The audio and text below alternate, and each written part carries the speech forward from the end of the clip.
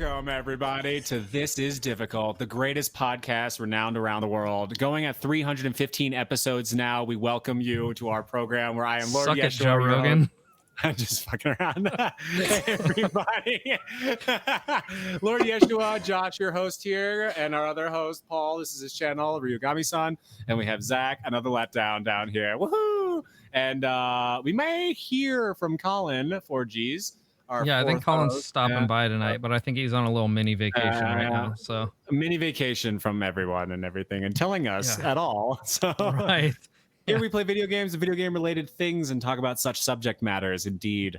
And today, passing it off to Paul, we're gonna talk about video games. Yeah, so we played that this week. I actually played some. I played some too. Not a good lot, but the ones that I did play, I really enjoyed. So one thing that we're going to talk about a little bit later, but Control was released on the Nintendo Switch as a cloud-based game. Wait, what is this? So I dipped into that. So Control is like, it's kind of like right now the poster child for ray tracing in gaming. Very nice. And it was a really big game last year, and it's really, really, spec heavy as far as like what you would need to be able to play it. But because of cloud gaming, it is available now on the Nintendo Switch. That's amazing. Which is pretty fucking interesting. So we'll talk about that a little bit more in a little while. I also played the Hyrule Warriors demo. God, there's a fucking wasp up here. What is that? A wasp in your home? No, it's a beetle. It's fine. It's a beetle. All right. Everything is fine. It's just a beetle. Yeah. It's just a poisonous beetle. No, I don't think murder beetles. Yeah, no, it might be a stink bug. I don't know, or one of those little dinosaur. Oh, beetles. Is it like this big and gray? No, it's like brown, kind of like triangular shaped almost, with the triangle shape towards the back. That's a stink bug. Yeah. Welcome stink to bug, my existence. But aren't stink bugs usually like a bright green, and they kind of smell like fresh cut grass? So the one you've got and the ones that I have in my house constantly this time of year. This one's like a brown, like they're like a cousin of the stink bug. They're still a stink bug, but they're not like a stink bug. Okay, cool. Smell bug, but not stink bug. So I got like the stink bugs relatives. You got the Kroger brand stink bug. The Kmart. Yeah. So what you need to do, Paul, is trap it in like a jelly jar or something like that and flush it. Yeah, I usually just throw them outside, whatever. Bring them to their home. They'll come right back in. These things are tenacious. They do. Just flush it. You're better off. Very interesting. Anyway, what else did I play? Oh, I finished the Ghost of Tsushima raid, which was a lot of fun.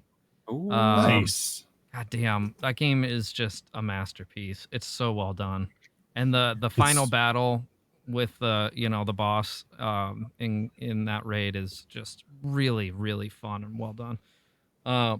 So that's pretty much what I've been doing gaming wise this week. How about you guys? Yes. Always playing the fucking 35th anniversary Mario collection, constantly. I actually got Celeste on my Switch this week to just like have it on the Switch. And I love that game so much. I'm playing it all over again. It's amazing. And there are parts where it's just so hard. I'm like, I'm done and put it down. But it's a fun game. And then it's lots of sunshine. And then, yes, the big one for me this week was the Hyrule Warriors demo. Not as a game, but as like we were all kind of wondering how this was going to be. Another very short release note from Nintendo. So I think we can all kind of do a preview on that in a little, right? We said we were going to do. Yeah, I think you kind of dipped into it more than I did. I was very critical on it. I should have gone preview. live with it because I was being really like, I was out loud like, I think it was phenomenally done, personally. I think that like not only is it better than the original Hyrule Warriors, but also better than Breath of the Wild. Should we just get into it right now, you think? Well, let's let Zach talk about his stuff real quick. By the way, I did not put your name in here, Zach. So you're Colin tonight. Fake Colin tonight. Okay, cool. Colin too. I like that. Makes us feel so creepy. with everything that's going on, so I finished my playthrough of MegaMan Battle Network, and I'll be talking about that soon. Very excited to talk about that. But with that sort of behind me, I was like, I need a game that I'm familiar with and that is comfortable with everything that's going on in the world, I need that level of comfort. So I dove back in on the Batman Arkham series, and it came flooding back to me. I started right from the beginning with the chronological beginning with that Batman Arkham Origins, and I'm two streams into that now, and just having an absolute ball. Like, we canceled Gear Up a couple weeks ago, and I was like, I'm gonna play Batman. And now that's all I want to stream. Like, I have half a mind to tell Alex to get wrecked on Thursday so I can play more. Nice. That sounds incredible. Yeah, that's a really good playthrough idea to do all the Arkhams. I like that. Mm-hmm. It's going to take me forever because I only have 2-hour chunks once a week to play at my desk. Right. Which is, like, I was just telling, I was on Live with Handelabra. I was like, the reason I have my Switch is so that I can play things like 35th Anniversary Mario in bed, and just actually hang out with my wife. But still play video games. So I think moving forward, the Switch is going to get a lot more use, and I will continue to slog and plod through the Arkham series because they are fantastic. That'd be a really good idea for a disc remake. Also, is those 3 on a disc? Yeah. I mean, I paid $20 for all 4 games, which is insane. All 4 games. Oh. Yeah. Origins, Asylum, City, and Night. Night. That's right. Yeah. And they were on sale on Steam, and I was like, yes, please. Go ahead and play also. Yeah, exactly. There's 2 in the middle, though. Yeah, that's the good stuff. The 2 in the middle I played the snot out of, and then the 2 bookends, I'm like, I've never played these, so this is all new. That's awesome. But the game itself is, like, the engine is so smooth. It is an open world game, and yet that doesn't bother me. And Shamali and I have in the past been very critical about that. And it's the traveling is so unique, swinging from the grapple hook and flying around Gotham, that it's like I forget that it's an open world. It's just, I'm going here. Yeah. I will say also, coming fresh out of the Assassin's Creed, like Brotherhood and all those, and playing Arkham the first time after those, I was like, this is almost like a way smoother T-rated version of Assassin's Creed. And I still kind of stand by that. Like, the combat is so much smoother. There's not all this, like, overly crazy, gory shit that you have to include animation-wise. So it's almost smoother just to have Batman being the shit out of people. Like, it's just so nice. Yeah. Very smooth. I got to be honest, when everything was going on this week and everybody was like, brr, brr, brr, brr, I was like, I'm just going to go beat some face in Batman. And, thugs are bad. Let's go beat up some thugs. Thugs are definitely bad. Yeah. And no one can deny that bad guys are bad. So let's beat them. Exactly. So, at the same time, Paul and I were talking about the new Spider-Man game coming out for PS5. Ooh. And I'm like, I got a bunch of Arkham. Like, as much as I love Spider-Man, I'm going to enjoy Batman too. I hear some really good things about the new Spider-Man game. I do too, and I can't wait to watch someone play it. But like, I'm not a PlayStation guy, so and I'm probably not going to buy a console this generation. So I'm just like, I'll watch someone else, and I'm going to go beat the snot out of baddies as Batman. I'm going to try my dick off to get a PlayStation 5 at launch. I don't think it's going to happen, but I'm going to really, really try. I did stop at Burger King just in the off chance that maybe I'd win one out from under your nose, Paul. Dude, I have a lot of friends that did that. They were like, "Yo, I'm gonna get one, and I'm just gonna fucking hold it in front of you. I'm not even gonna play." Jesus Christ, they're not just gonna pump. Well, so here's the thing, and actually, this isn't in the news, but we'll talk about it anyway because both Microsoft and Sony are doing it. They're saying it's because of COVID, but honestly, I think this is a smart strategy to do sans COVID. With one caveat, and we'll get into that in a second, is what they're doing is in-store, like, non-pre-order sales need to be ordered online first for store pickup. Mm-hmm. So you're not going to be able to go to a GameStop or a Target or Walmart to or Best Buy, whatever, to just buy the system outright on launch day. Each other, yeah. Right. So what you need to do is you need to order it online from one of those stores and then go pick it up. Which I think is really smart in the realm of, like, keeping people from getting trampled and this, and especially because the COVID's still going on. The COVID. You don't have to worry about that, so that's good. And I think honestly it'd be a good thing to do normally anyway, except for, and here's that caveat I was talking about. Right now the goddamn robots are buying up all the systems online. I can't believe this is allowed still. Like, I don't know how there's a way to stop it. Yeah, why aren't they putting, like, CAPTCHA on, every time they're like, here's a launch, exclusive, blah, blah, whatever. It doesn't even matter what it fucking is anymore. People will fucking use bots to buy all of it, because as long as it's like an exclusive, hard to get, whatever, they can resell millions of them. This is just like basically the stock market now. People can do this. So like, why isn't there a way to stop it? It's really insane. Like anytime I see an exclusive quote unquote drop for something, I don't even fucking bother. I'm not getting that shit. Like, nah, it's not happening. Like the Mario shoes. Nope. I literally logged on the first minute to buy those Mario shoes and they were gone. So Chamali's telling us that he was able to get a 3070 at launch. That's amazing. And it's because EVGA actually is doing like verification on their things, so the bots aren't able to get through. And that's what they need to be doing with these consoles.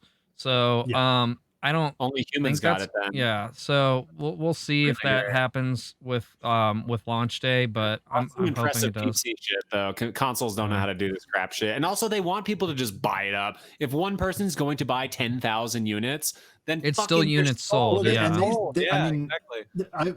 I've had discussions with warehouse people, like they don't care where it's going; they're still getting the money, and it's cheaper for them to ship in bulk. Yeah. So why would they? Yeah. Just one place. Okay, sweet. The whole truck's going to the same place. Sweet, we're done. Fuck it's a goddamn travesty. And not only that, this is a huge thing that they probably have thought of because everyone is an evil genius. Literally, if you run out, you create insane scarcity on your product that makes it 10 times more popular instantly just by word of mouth. Did you get the PS5? Oh my God, you fucking did? Dude, you got the one game that came out? Oh my God, it's the best game, right? Well, I don't know. I never played it, bro. I can't wait. I'm waiting until November or next year. Except for everyone has played it because it's Dark Souls. Yeah, you're right. Dark Souls. Or Demon Souls. Demon Souls. Oh, can you imagine? We all played it a long ass time ago. But that looks amazing too. I tell you what, like, really amazing. Dude, it looks freaking amazing. I'm excited about that. But yeah. So hey, why don't you, Josh, give us your preview of welcome Zelda Hyrule Warriors Age of Calamity. All right, for those of you who don't know, this is a big deal because Nintendo doesn't often do big IP previews like this.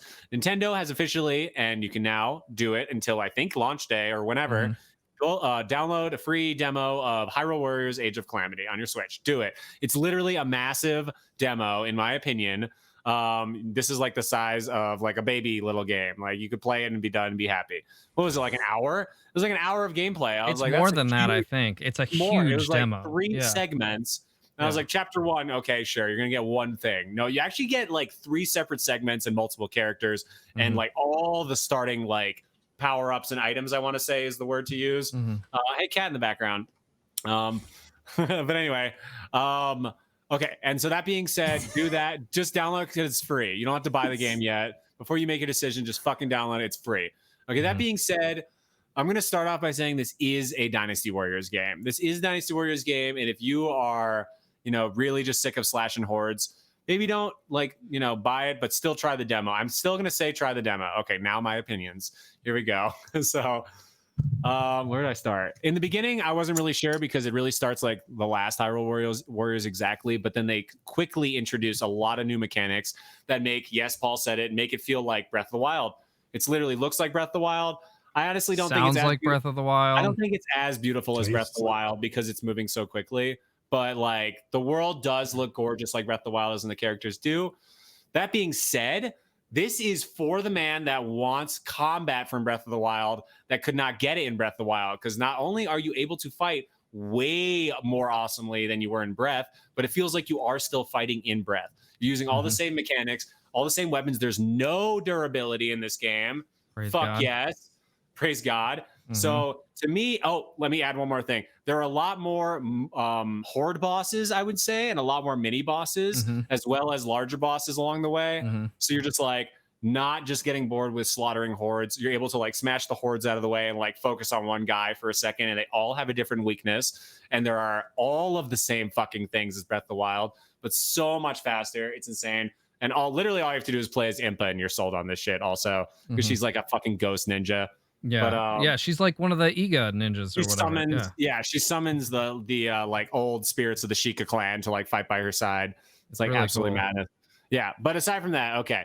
So overall, the combat is absolutely insane. Like if you have played Hyrule Warriors before, you will be constantly dipping back into, okay, I've done this before, but then being pulled back out by, this is really awesome and new and exciting still. So I would say it's a kind of a buy. Play it first, but probably a buy for people that have played the first Hyrule Warriors game. If you have never played a Dynasty or Hyrule Warriors game, you should fucking buy this game. Absolutely. It's amazing. Like, it's literally God of War meets Hyrule meets Breath of the Wild, in my opinion. Like, you're actually slaughtering hordes in like kind of God of War style, more than in like a Hyrule Warriors way, because it actually feels more like there's tactic to it, and there's multiple weapons to an extent that you can just keep going and going. So like fire, ice rods, arrows, like bombs, magnesis, cryo, whatever the fuck. And, you know, sure, it's a button masher and it's a slaughterhouse, whatever, but it's still strategic to an extent. Well, and you will what get, I love about Warriors games in general is that yet like the combat isn't super advanced. You're right. It's kind of like simple button mashy kind of stuff. Yeah. But it's like a really unique take on real-time strategy. Yes. Because like you're fighting this massive battle on this massive map, and you need to like make strategic moves in order to complete the mission. It's not like you just go kill all the enemies and you win. Exactly. Like you actually have to, like, as though you were in a real battle, like make those strategic decisions in order and be in the right place at the right time in order to complete the mission, which is why it works so well in like the historical format with like Dynasty Warriors and Samurai Warriors. But I think it also translates really well to Zelda.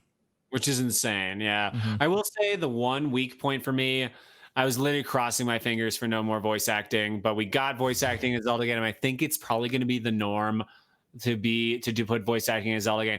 I'm now thinking this is kind of a nerve wrack for me after playing this and watching the cinemas and everything. And they were more childish than the average Zelda game and much more of a basic premise than the average Zelda game. Although there is lore in this, it's still not a true Zelda game in story. So if that's what you're looking for, this is not what you should find. You know, that's, you know what I'm trying to say. Sure. But on top of that, fuck, I had a really good point. Oh my God. Little devils. Shit, I mean, keep going. So I'll give you a chance to think about it. Like, it occurs to me the depth of the Dynasty Warriors type games is incredible. Because the Dynasty Warriors games that I remember are the Gundam Dynasty Warriors. Oh, I remember those. Right. Those were rad. I remember having so much fun in college playing like Gundam Dynasty Warriors 2, and you could unlock the Eureka 7 vessels and stuff. Those games are crazy. And the fact that we live in a world where now we're playing Zelda Dynasty Warriors, like I'm sold just hearing you gush about it. Like I'm gonna go download it as soon as we're done here. Yes. It's a lot of fun, honestly. A lot of fun. So I don't know if you thought of your point yet, but that you were trying to make, but I'll give you another opportunity to think on it a little. Two things. Number one, just addressing your point about the story. So this game takes place as like a prequel to Breath of the Wild. I remember my point, but go ahead. Okay. Well, good. Hold on to it. We were trying to give you time to remember it. But number two, it's you know, we've only seen a demo, right? So we're not going to get the whole story that it has to offer. I don't imagine. Save data. They're saying your save data will carry over to the main game. Yeah, but it's still not the whole story. You're getting just a segment of the story. Yeah. You think it's going to replay the whole intro? Well, it's no, maybe, I don't know, but like you'll have the intro. I don't think it's going to change the intro. I don't know. What I'm saying is after the intro, you have a lot more story or potential story to go through. The one thing that I and this is not my own idea. I stole this idea from my brother. But one of the reasons I do think that this feels more like a Zelda game than Breath of the Wild does is because, kind of like you mentioned earlier, to defeat certain enemies, you have to do certain things or use certain items, which is a very Zelda thing. Yeah. It's not just like I picked up this stick that is pointed and I can kill everything with it. You know, so like in that sense, I think it has kind of the soul of a Zelda game. Yeah. But what was the point you were going to make? Here was the point. And actually you kind of elaborate on my point. So this is good. So my point was kind of the story is more childish, but not horrible. Okay, we'll say it's bearable. But if we're talking about real Zelda lore, it's deep and thick and rich, and you expect something serious and intense. So the voice acting, all these things kind of lead me to believe that this is preparing us for Breath 2, and it's maybe not going to be what us hardcore Zelda fans want after all, and it's making me a little more nervous after playing this that they aren't going to nail the mark. That being said, Paul actually adds another counter to my point, whereas maybe they are focusing more on the actual gameplay, however, and maybe the story won't be as strong, or maybe it will be, because Ganon's fucking awesome, and if he's really going to be as amazing as ever, then I'll be happy. But but the gameplay, maybe it is going to become more intense and Zelda-like. Like, I want to feel like it's an open world RPG like it really always was. Like, Link is quick and fast, and combat should be very fast and decisive, and you should be able to pull the bow out real quick and like all that. But you don't want to have to worry about your bullshit like breaking. Like, you get the bow, and it's a great accomplishment. You now have the bow. Woohoo! You have the bow. Like, that's it. Yeah. I don't want more than that. I don't want to, like, no one wanted more than that, which is crazy, because we really don't want much as Zelda fans, just for the game to be fucking good. Yeah, but like, it's true. I mean, but the limited inventory was such a staple. It was such a staple, So this kind of leads us into where you have these set things, and you can keep enhancing upon them, maybe increasing their power and whatnot. Oh, thank you. But still is there for you. There is expanding options, whereas in Breath there was not. So there's hope with gameplay. I'm a little worried about where the direction of the story is going, and maybe the combination, hopefully, I really don't know. They really know they have to nail this also. And this is a spin-off, so I'm not putting too much emphasis on this. This is definitely a spin-off, but the fact is they're trying to lay some groundwork. I wouldn't be surprised if we saw Ganon as an unlockable character at the end, where we see how he became Calamity specifically, and like see how he gets entrapped, seeping this energy maybe. But also that's maybe too much. Like, and then the next Zelda is like, we know already, bring more to the table. Like, I don't know. I just don't want the series to be ruined.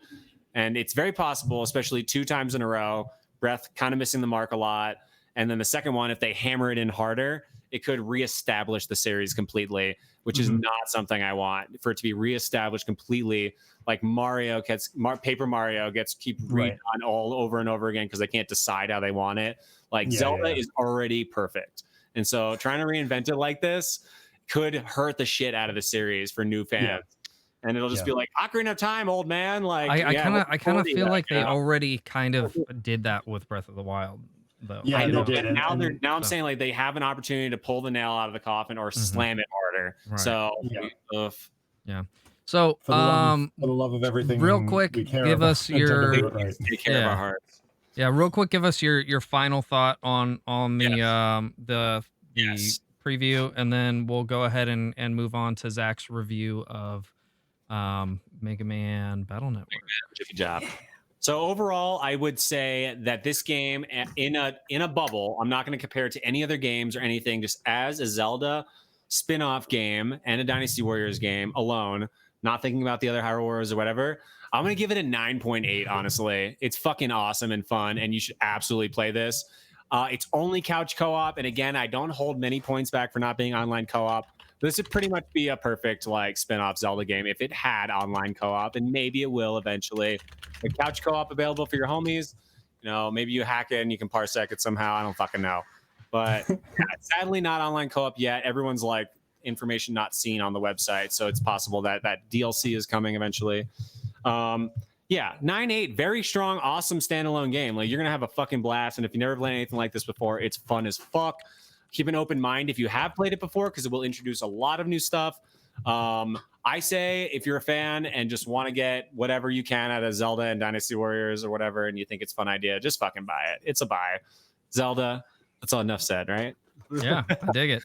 All right, that all being said, let me get the background gameplay up from Zach's stream, and Zach will launch into his review of our featured Josh game. Josh water all over his front. Did you just spill water all over yourself? I was making a joke. I realized I'm being filmed doing that. Okay, there we go. We got the gameplay up. Zach, take it away, man. Yeah, so I played through Mega Man Battle Network, the first one. There it is. And It's a 2001 Game Boy Advance title from Capcom. And it was also available on, there were iterations of the series. Paul's playing with his stink bug. Yep. That's the stink bug. Should have flushed his ass.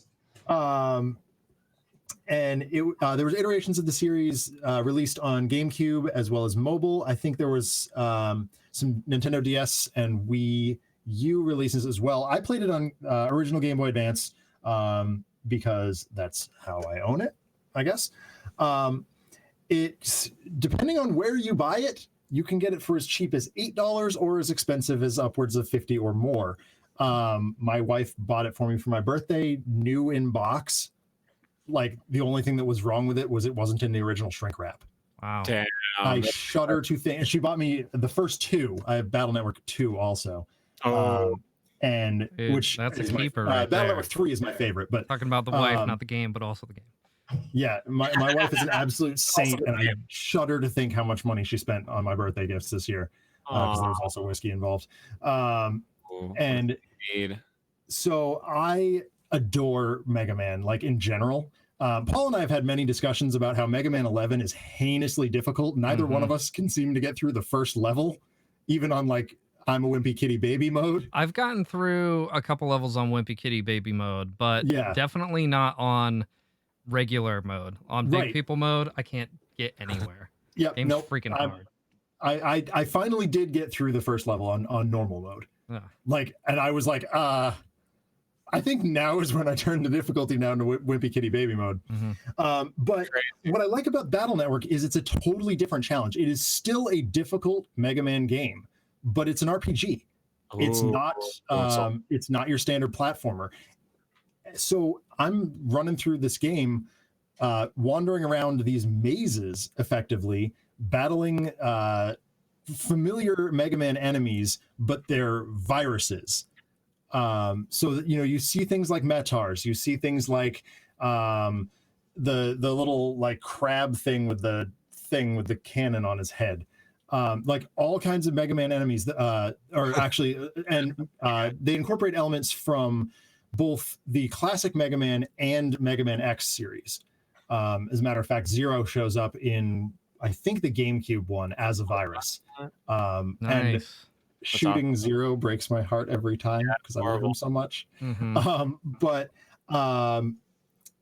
So I absolutely adore the story and the art style that they've done, the conversion to an RPG.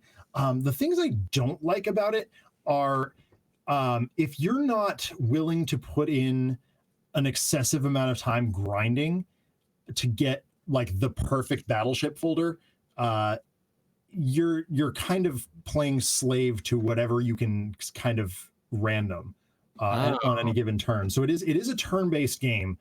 You have a meter at the top that fills up, and when you fill up your meter, you can select new chips. But when you're playing it sort of wild card on stream the way I was trying to just advance the plot as quickly as I could. So I wasn't focusing on collecting all the battle chips and having exactly the right letters for everything, and you know, maximizing my combo utility and having 5 different battle chips every turn. I was just looking at for one big hit every turn and then relying on my buster for the rest, which was fine. I got the job done, but I did get to one specific point in the game where I had to spend something like 5 or 6 hours just grinding for extra chips that I hadn't picked up, and that was a slog. I was fortunate enough that I had some other videos that I was watching at the time, and I was like, all right, I can sit here and watch this video and moderate this chat and play Battle Network at the same time. But that took a little bit away from it. But in general, the gameplay is incredibly fun. The mazes and the maze components are the internet. And wandering around a sort of fictionalized version of the internet and imagining what it would be like to be a program operating inside the network is incredibly fun. And they did a really nice job connecting both the Mega Man lore and the environments that they've created. So, and then the battle system is amazing. I could honestly, and I did for a while in high school, just sit and battle people forever because it's incredibly fun and engaging. that turn-based select your chips and go nuts against your enemy. It also has like levels of strategy as well, because like you have to move around the like the little stage, the little battle you have arena. A 3x3 grid that you can move around in, and it takes oftentimes several tries to figure out what an enemy is going to do and where you're going to be safe at any given time. Toward the end of the clip that Paul's got behind us right now, I found myself crippled against MegaMan because he's so unpredictable. He summons two particularly difficult often viruses that operate in front of him, and then he's still attacking you up the middle. So there is no space on the board that is actually safe every single time. And then he's accidentally summoned two Metars that I just ignored and beat him that way, which is pretty awesome. The artwork is phenomenal. I absolutely love this take on MegaMan. It's a little bit more colorful and dynamic. It really goes with the internet theme. I actually, when I was in high school, I fell in love with this artwork so much that I started making comic strips with it. And I would basically lampoon each Battle Network game with my comic strips. So that was really fun. It's all sprite based, so it's really easy to manipulate in MS Paint. The music and sound are awesome. My capture card wasn't working for the first couple of streams, so it sounded kind of RPD described it as like hard boiled or something like that. The music sounded weird, but it, like, playing it back, it still sounded awesome because it's that 16-bit chiptune music. Yeah. And they really did a nice job depending on what environment of the internet, what area of the internet you're in, differentiating it so if you're listening carefully enough where you are. There's no indication of what zone of the internet you're in, so you have to rely on the sound effects. You ever go into the dark web? Oh, yes, you do. Yes, absolutely. Damn. That is definitely a part of the game. There's so the end game component takes place in the underweb, which is very clearly an analogy for the dark web, which is it's really cool. I mean, for being a game that was released in 2001, it was kind of ahead of its time in that way. It took me admittedly the game took me a little bit longer than it probably should have, again because I was crippling myself by not having the perfect chips at any given time. I was just trying to race through the plot. It took me about 10 streams, so that's 20 hours, but that's a decent amount of time for an RPG like that. Yeah, exactly. And so I didn't find it upsetting at all to do that. And obviously, like, would I play a sequel? I mean, hell yeah. Like, I've got 2, and I don't have the wherewithal to pull out 3, but 3's in this box as well. And for, I told my wife that I wanted them for my birthday, and she was like, yes, I'll buy them for you. And I was like, great, cool. I figured she would just buy me the cartridges, and the fact that she bought me the whole kit and caboodle that's pretty impressive. Awesome. I love that. Fantastic. So as far as a MegaMan game is concerned, and like a classic MegaMan fan, I don't think I can rate it much higher than like a 7, but rated on its own, I gotta go to an 8.59. Like, nice. It's really, really excellent. And it really does introduce a whole new way to play MegaMan. And I'm sure that I don't have the statistics to back me up, but I'm sure it generated a whole bunch of new MegaMan fans, especially when it came out concurrently with MegaMan Zero, which... Yeah, I gotta say, I agree with you. It's been years since I've played through those games, so I don't remember them too well, but I remember enjoying the absolute shit out of those games. Yeah, and so my very unique take on... No, you're good, man. It's your review.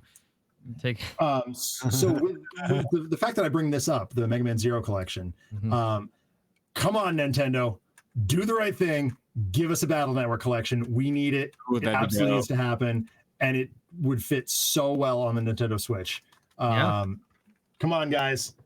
This is our official cry. Please bring Battle Network to the Switch. We know you're watching. Give us the Game Boy Advance channel or whatever. Right? The Game Boy channel. Yeah, we need that. Game Boy Advance. Yeah, like with so good. It'd be absurdly amazing. I would pay for that alone. Honestly, absolutely. I mean, we've talked about it a million times on the podcast, but just in general, like the Virtual Console was such a great idea, and the Nintendo Online, Super Nintendo, and Nintendo is great.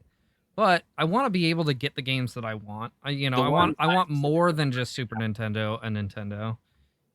So they really nailed it on the Wii. Like I feel like that I had Chrono Trigger and other shit, like and like Paper Mario and all that. I was like, this is great. And it's like $8 for Chrono Trigger, and it's a $150 game in real life. It's like, of course I'm gonna buy that. It's amazing.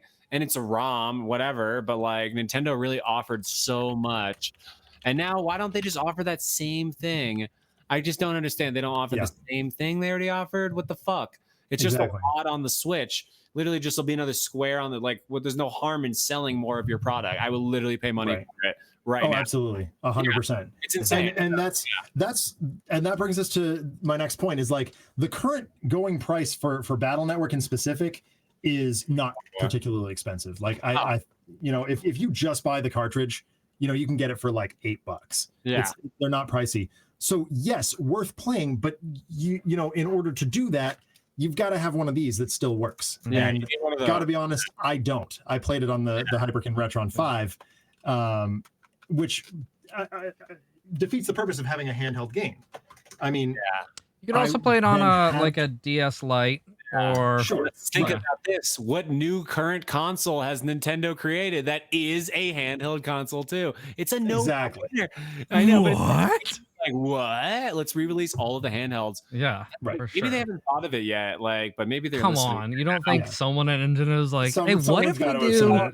They could just our handheld games called like the handheld collection, and it can cost $5 a month subscription. and I will pay for that. I would absolutely pay for that. I would cancel Netflix for that. Oh yeah, I'd cancel Netflix for that. Oh yeah, fuck Netflix. Yeah. But so yes, buy it at the current price if you want the cartridge, but then you have to consider the overhead of either buying a DS or a Game Boy Advance, or a Retron the way that I did. And then if by playing it on the Retron, I was then handcuffed to my desk again. Yeah. So I mean, it's not just the cost of the cartridge at that point; it's the cost of time away from other things. Right. So probably wait until it's right for you, or wait until Nintendo actually wisens up. Or if you're a hardcore collector, just do it. Because Any closing thoughts on Battle Network for the review? It was incredibly fun, and you can catch the whole thing on my YouTube channel, youtube.com/anotherletdown CF. Dude, CF stands for Coalition. Lucky Films. you getting a YouTube channel before they just assigned random hexadecimal values to YouTube channels. I mean, we picked it up in 2004. Nice, We've had it for a while. All right, sweet. Thank you for the review, man. That's awesome. I absolutely freaking love that game. It's been a really long time since I played it, so getting a fresh take on it was really nice. We do have a topic question this week. It's kind of a deep dive on game mechanics. Okay. So what the question is item stats, as far as in a kind of looty kind of game. Do you prefer, or rather, what are the pros and cons of randomized gear versus set valued gear? Gear management. Some randomized loot games to consider would be Diablo, Neo, Borderlands, Destiny, Divinity. Some set loot you would think of Dark Souls, Monster Hunter, XCOM, even Zelda, I would say. So what would you say the pros and cons to those are? Which do you prefer? How do you guys kind of feel? So I know right off the top of my head, I prefer fixed loot most of the time. What was the question?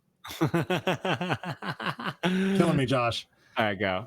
So the question was this, just to if Josh is being serious.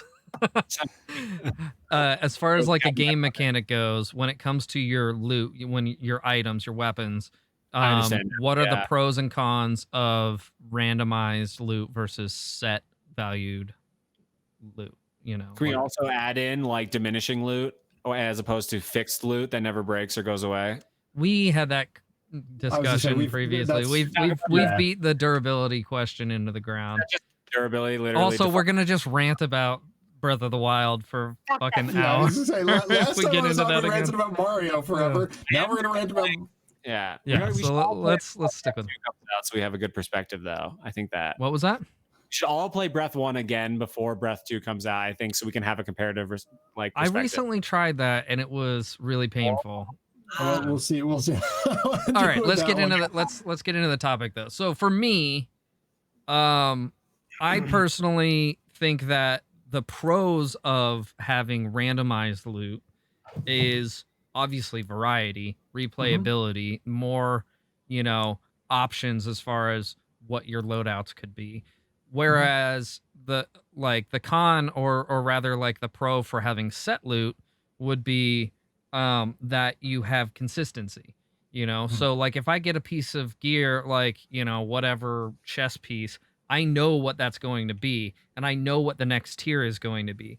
So like I can set my expectations for what I'm able to accomplish in the game with a certain, type of loot.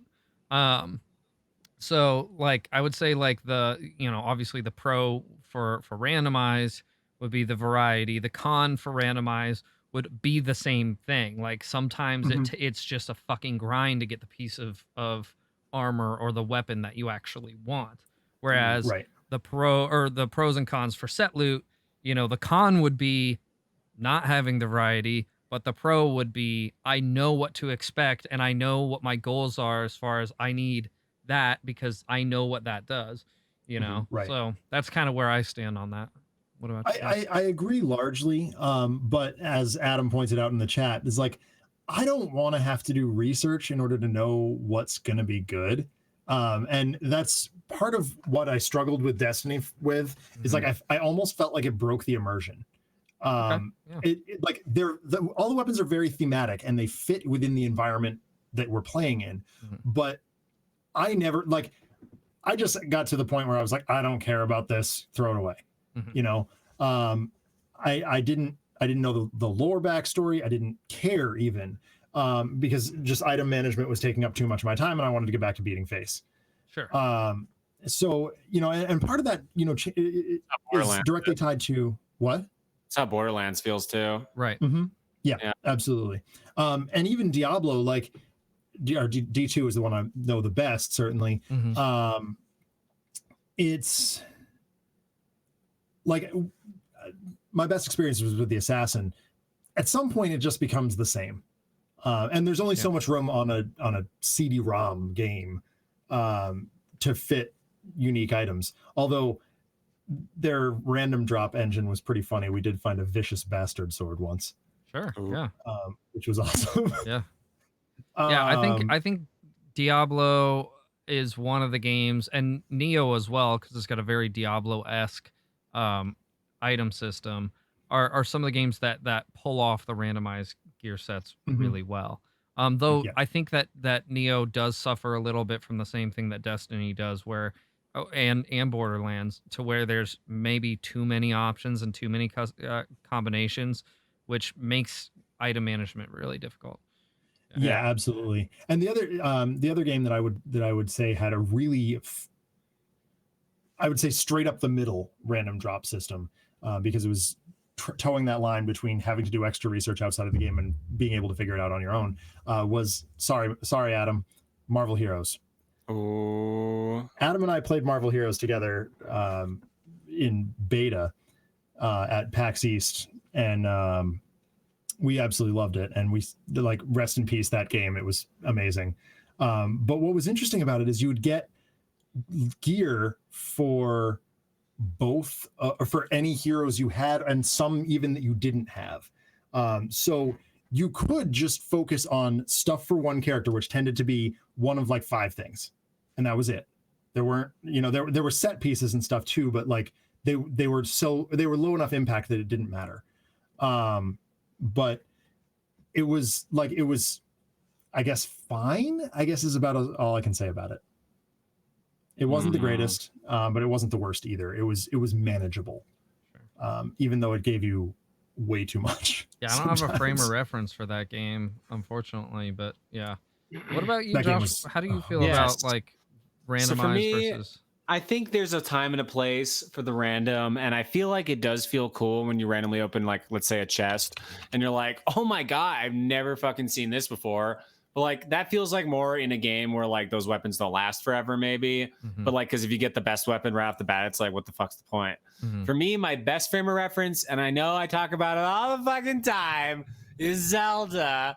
But for me, there's these items that are legendary, and there isn't another version of it. And it's like you Mhm. get the hook shot. It's like, okay, awesome. I love this. Did you get the hook shot? Sweet. Now we can do what? We can do all this other stuff. Cool. That's great.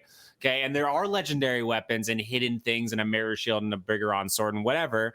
And you're like, getting that almost feels like its own amazing accomplishment. It's like another story, and you go into the far lengths to get this crazy item that maybe you didn't even know about for years. Maybe you come back to the game and you're like, holy shit, there's like a whole other side quest I never knew about, and there's more to it that's Mhm. in the game already that everyone has the same advantage on. Say it's online, that's almost more important to me that everyone has the same advantage, because like that kind of randomness online just seems unfucking fair. I can't even Right. fathom Right. playing with people on Destiny anymore. Sounds unfair. And so Mhm. like to me, It can I be. gotta go with the side of I gotta go with the side of I like fixed loot. I like when you know, and you only really know the second time you play. Like, or you know, like Right. if you haven't looked it up, it's really only the second time you play. Mhm. So if it's good enough to have that replay value, that's awesome. You're like, okay, I know the iron boots are coming out. This is gonna be dope. Like I know what I'm gonna get. I can plan for it. It's almost like more like speed running, even like you're going better Yeah. and better each time. But the first time, it's totally fine because you're just like, awesome, another item. I've never seen this before. It's really enhancing my Right. experience. And it's like getting any other item is just like cool. Like Mhm. any loot is just like cool, and everyone gets the same loot. It's like, that's great. I need the rocket launcher to keep going in Resident Evil, like Mhm. for instance, like whatever, you know. I do think it is better for the game itself, like just overall experience wise. I don't know. It's just me.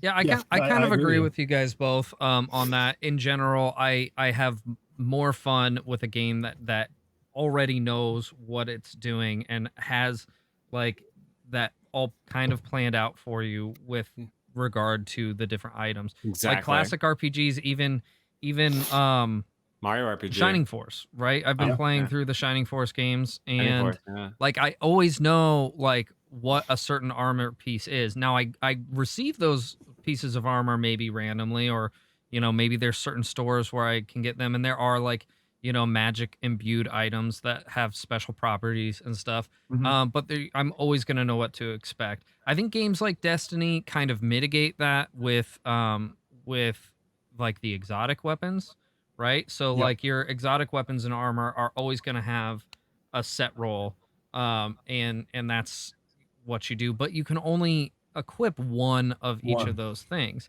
and a lot of games do that. Even I've been playing the new co-op mode in Neo, which has randomized loot, and that also has like exotic weapons and well, there's not really armor in that game, but it has exotic items that you can get, and you can typically only equip one, or you can sacrifice one of your skills to be able to equip two, which is That's nice. neat. I think that's a good I just think compromise. Yeah. I just think the Yeah. best compromise is literally unlocking more slots for more Yeah. things. It's just like why Sure. why restrict the player in any way? If you're that good of a player, you should have like 5 armor slots open and combine them all. Why not? It's fucking, but then that leads to horrible online gameplay. And But if we're that's playing- exactly where I was But going if to we're go with playing that. a Yeah. one-player game, that's awesome. Let fucking Yeah. people go Yeah. wild. Why restrict it, especially if it's random? Right. I don't Also, in know. the case of Neo, it is a single player game, but does have co-op. You know, it's Which is very amazing. Dark Souls esque. You know, and it has randomized loot, but like, you know, one of the things that I like about that game is like there's never really any loot that you feel like super attached to, and what you can do is you can sacrifice your loot for like levels. So like I can break down all of my weapons and armor that I have in my inventory and get Amarita, which is like your souls. It's your experience points that you use to level yourself up.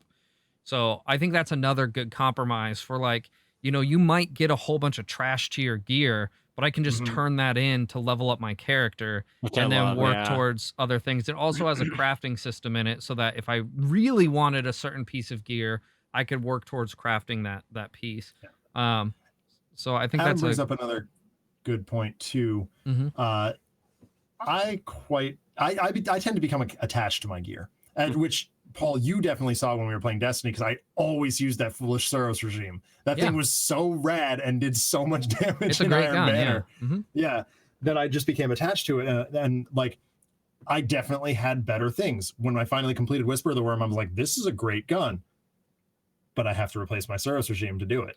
Yeah, and Whisper's really like best used not in PvP, right? So that's like best used in like raids to get like high DPS. Exactly. Yeah. Yeah. And I mean, I had a backup plan. I don't even remember what it's called at this point, but like it was another auto rifle that worked great, so that I could equip Whisper if I needed. But I was like, I don't know. I became attached to that one gun, and I was like, I really like this. I don't want to use it for anything else. For sure. Yeah, I agree with you guys. So, I mean, I think there's definitely pros and cons to both, but like in general, I gravitate more towards games that have like a set loot. I know that sounds strange because I'm such a Destiny fanatic, but I honestly would prefer and did prefer, you know, well, there wasn't a very long period in Destiny 2 where the loot rolls were fixed. They were, but like it wasn't very long, and I liked that. Now most of the community hated that, but like it kept me from having to invest hours and hours to get that perfect roll. Right. You know what I mean? So like generally, I would gravitate towards a game that has set loot. And I typically have more fun with that. But you know, I think there's something for everyone in any kind of, you know, in both of those styles of games. So definitely, really just depends on what you're looking for. But yeah. True. Any other thoughts on that, boys and girls? No thoughts. Cool. Thoughtless. Pretty much hit it on the head. Thought not. Excellent. Let's move on to the news, and we can close with that. What's the news, boys? Not a lot of news this week, but the one thing, and I kind of mentioned it earlier today when we were talking about the games that we played this week, and this is a little bit old news, but I think it's cool enough that it's worth talking about. Nintendo, in their final Nintendo Direct Mini for the year, announced that both Control and Hitman 3 were coming to the Switch in the form of cloud gaming. Okay? Which is the first time we've seen cloud gaming on the Nintendo Switch in the US. They've been doing it in Japan for a little bit, and I have no idea, honestly, what games are available in Japan for cloud gaming. But it's the first time we've seen it on the Switch. And Control, you can actually download a free demo and experience the cloud gaming you know, firsthand. Now it's a very short demo. It's not anywhere near as long as Hyrule Warriors was, but it does kind of give you an idea of how cloud gaming is going to feel on the Switch. And I gotta say, what I played of that game felt good. Now, like I said, it's so short that I didn't even get into any like big action things. So it's hard for me to say whether or not it's gonna run really well once crazy shit starts happening. But I, like, of the gameplay that I did experience, I didn't experience like any stuttering, any kind of like rubber banding, or like the latency issues that you would imagine you would have during like a cloud gaming session. The one caveat to that would be the cinematic at the beginning of the intro did have some stuttering. But once I actually was playing the game, there wasn't any. So that kind of makes me wonder if maybe in like action sequences, if you would experience that. I don't know, because like I said, the only time I saw it was during that little cutscene. But from what I played, it seemed cool. You know, it seems like you'd be taking up less bandwidth to stream a cutscene than you would, you know, to do. Yeah, well, you know, I don't know. I wouldn't imagine, like, technically all the performance based stuff is going on not on your Switch, right? It's going on the Yeah. on whatever server you're playing on, so it shouldn't matter, right? Like, Hmm. like you're basically just getting a video feed, and Right. your Switch isn't processing any of like the like actual game engine, so it shouldn't really matter. It'd be like watching Right. a YouTube video that you could play. Fair, yeah. But yeah, I don't know. But the little bit that I did experience felt really good, like surprisingly good. So I would say even probably better than the Project X Cloud beta that I participated in, which was also really good. Yeah. You know, so so yeah, it's definitely interesting, and I'm highly considering picking up Hitman's 3 on the Switch, just to experience that in cloud gaming. So yeah, I don't know. Do you guys have any thoughts That's on awesome. on I cloud mean, gaming? Like, would you Sounds do like the that on the future. Switch? I mean, Yeah, I love the idea. I love it in concept, Oh, nice. and I'm glad it's not the Stadia. Yeah, right. Yeah, that's true. I agree. No, it sounds great. Yeah. I'll be Couple watching other its career with great interest. yeah. Yes. Couple other short pieces of news. AMD announced their new video cards back on the 18th. Or rather, no, it was last week. Launching, They're launching on the 18th. Sorry, I read that wrong. That's exciting. They look good. I mean, honestly, like power for the price, they're kicking Nvidia's ass this generation. Yeah, they are. Like the amount of power. Now, the reverse argument of that is like quality control. Right. I think Nvidia does a really good job of making sure that their cards have like lower, heat issues, like better heat sink and just better stability, as well The as form like factor tends to be a little bit better too. Yeah, with the exception of like the cases. 3090, that thing's fucking gigantic. That's true. But what else? Like they're also, they do a lot of innovative things. They're doing some really cool stuff with ray tracing that even though the AMD cards do have ray tracing, they can't necessarily do what AMD or what Nvidia is doing, and also like a lot of like their AI tech that they're incorporating into those cards. So but if you're purely looking for bang for your buck, like just the most power you could get out of a video card, like AMD's blowing them out of the water. Absolutely. Amazing. So that's pretty exciting. Those are coming out. And then we've got the PS5 and Series X launch on the 12th. That's this week. Oh wow, that's this week. It is. It's this week. Snuck up on us. I'm gonna try my damnedest. So we talked about earlier that they're both of these consoles are launching basically only online with in-store pickup.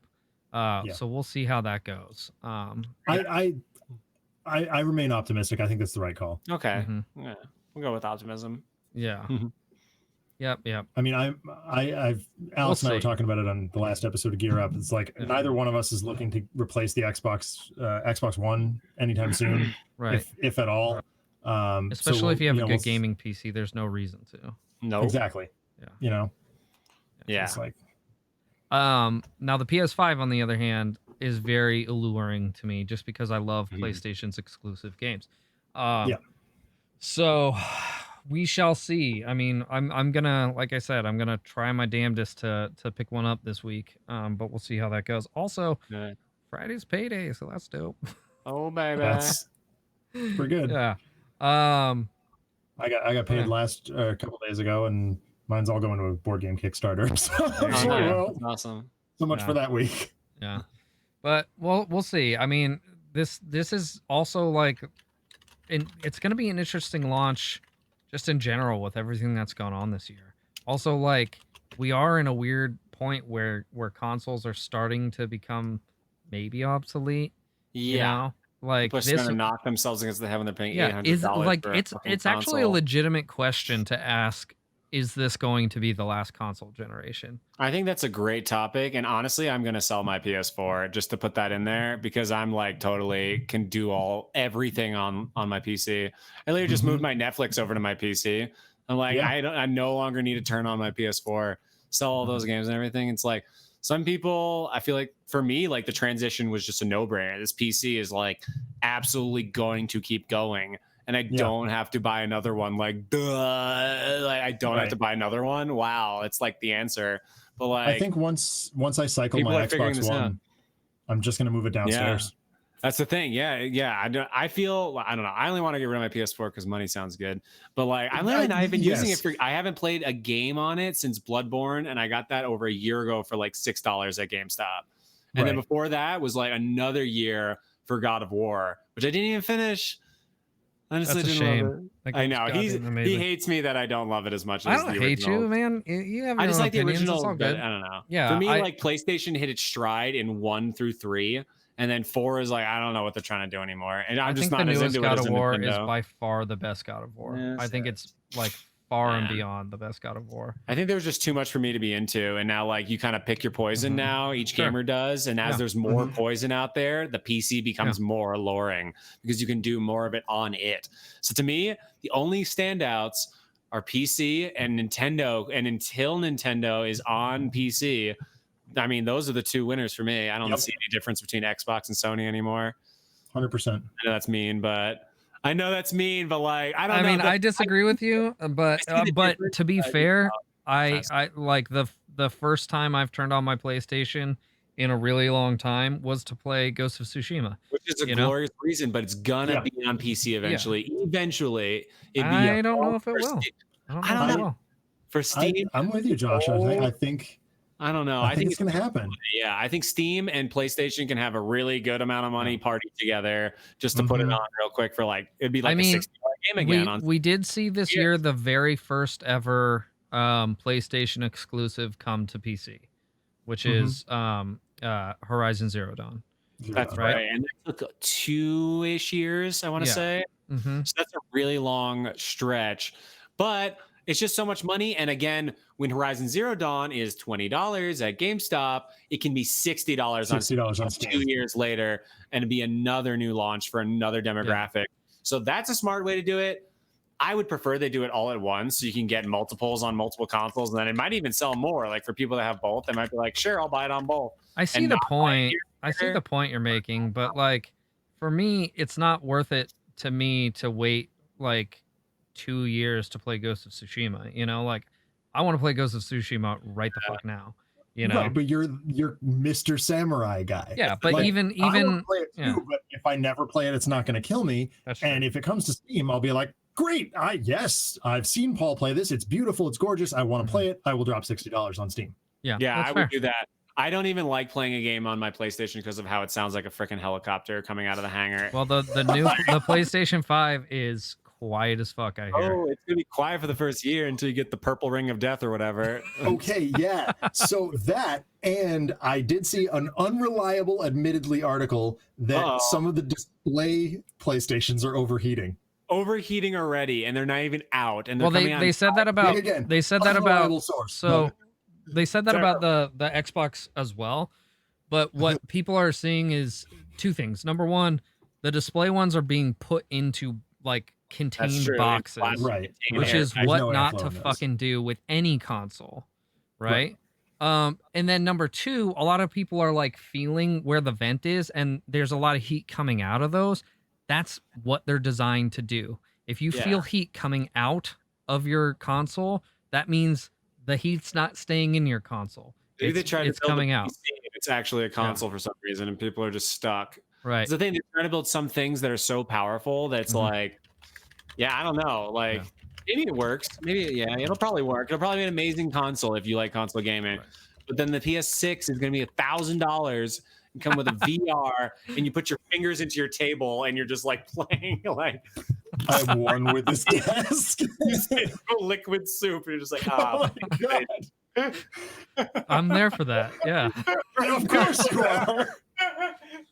I'm like, you know what I'm saying? At a certain point, it's just like, my PC is just like gonna be that too. Like when Xbox and PlayStation release PS6 games, I'm gonna be able to play them too. You know what I mean? I'm gonna be able to play that generation of games and the next generation of games and the next. Sure. Yeah, maybe. So much cooler, and I can't believe people haven't figured it out yet. A lot of people figure it out, but here's the thing, and I'll always go back. I'll die on this hill. The cost of entry for a console game and a console system is so much lower than PC. If you already have a kick-ass PC, great, you know.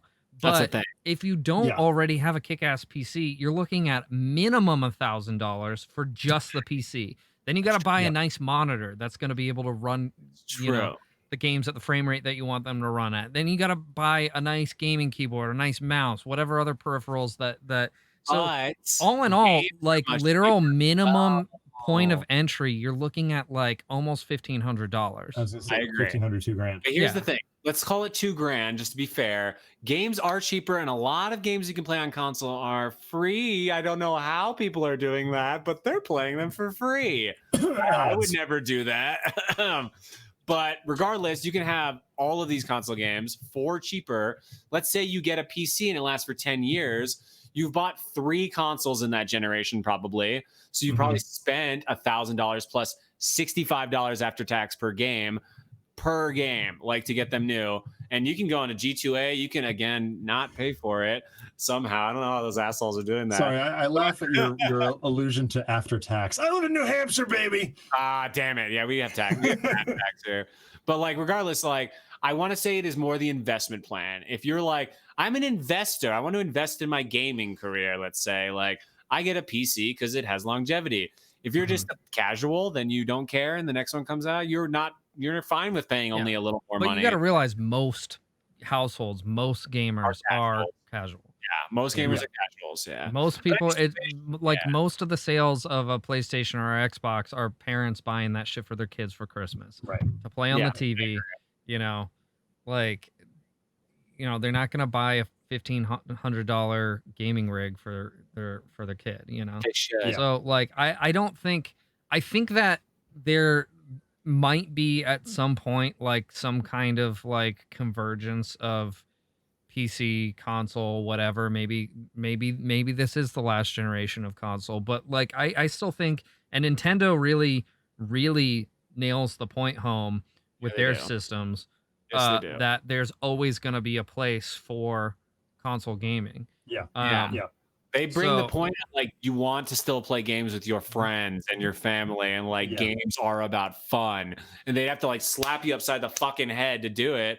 They're like, dude, why are you trying to play, you know, Destiny 12 when Mario's just as good as it ever was? Woohoo! Right. That's what I think. Yeah, sorry, go ahead. I got to circle back on my earlier point. Is like, I kind of like being able to play games in the other room and not be tied to my desk. If I'm playing exclusively on a PC, I'm explicitly tied to my desk. I can't plug that in downstairs on the projector. I mean, I could, but it'd be a nightmare. Yeah. And, you know, sitting here, yes, it's all comfortable and cozy, and my office is set up exactly the way I want it. But you can't move. But I'm in my office. Yeah. Again, why Nintendo reigns supreme, because of their handheld amazingness. And you're literally playing Sunshine on your roof right now, you know? Right. And like, Sony's tried it. Microsoft has tried it. But they just don't pass the Vita. The Vita doesn't ring a bell to most people. Like, you know what I mean? It's a console for sure. And it rings a bell with people who want really good handheld emulation systems. That's true. I mean, everyone probably fucking cracked those. Definitely. But for me, I'd say there's going to be one more generation of consoles. And I think Nintendo will eventually become some kind of pillar of gaming, like fortitude. And I do think it will continue to rise as long as it doesn't give up on what it is and change too much. And I think people will be accepting still, as long as it's a slow change. Nintendo will be that pillar of gaming fortitude. Everything else will morph into some kind of periphery for the TV, or maybe some kind of mini PC. And Sony, Microsoft. Well, we're going into the world of cloud gaming. So I think you're right. Exactly. I think we get a PS6 and that's it. So that's what I'm thinking. And like the PS6 might just be a controller. It might be a bath that you sit in the jelly. The blob monster from season 2 of Buffy. No, it's the you're one of the precogs from from Fifth Element. No, what is it? Fifth Element. That Tom Cruise movie. What the shit was that? Oh, Vanilla Sky? No. Vanilla Sky? No. Minority Report. Yeah, you become a precog. Yeah. Anytime you win a fucking battle royale, you poop out like a red ball, and then That's Yep. disgusting. I win. it rolls I down was the about thing. to make a Fortnite point, and I'm not doing Not at it all. now. Yeah, That was fun. shit, man. Right on. Oh Any my other God. closing Almost thoughts here. for the show this week, guys? I'm hungry. Nintendo rules. Nintendo's amazing, and they're gonna Nintendo does outlive rule. us all. I hope. Yeah. I really All do right. hope. Well, awesome show this week, guys. Thank you very much, Zach, for joining us. Yay, you problem. joined us. Thanks, Colin, for being silent and just sitting there. There he is. There's Colin. Is He's he there really the here? whole time. No, Is he? he never showed up. Anyway, All right. Have an awesome night, everyone. Thanks for joining. Really appreciate you guys. We'll see you guys next week. woohoo, peace. Goodbye. Bye.